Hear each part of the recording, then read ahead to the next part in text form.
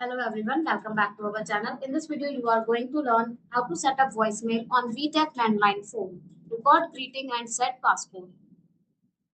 How to set up voicemail on a VTech landline phone. Record greeting and set passcode. Step 1. Turn on the answering system. Press menu or select on the handset. Scroll to answering SYS or answering system. Press select. Choose answer on or off and turn it on. Step 2. Record your voicemail greeting. Press menu or select.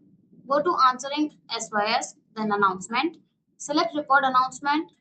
After the beep, speak your greeting clearly.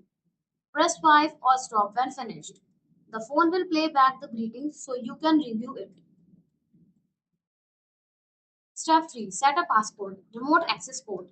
Press menu or select. Select answering SYS. Choose ANS SYS setup. Select remote code. Enter a 2-digit code 00299. Press select to save. The factory default code is usually 1 now. Step 4. Check messages from another phone. Call your home phone number. When your greeting begins playing, enter your 2-digit passcode. Use the keypad commands. 1. Play all messages. 2. Play new messages. 3. Delete current message. 6. Skip message. 8.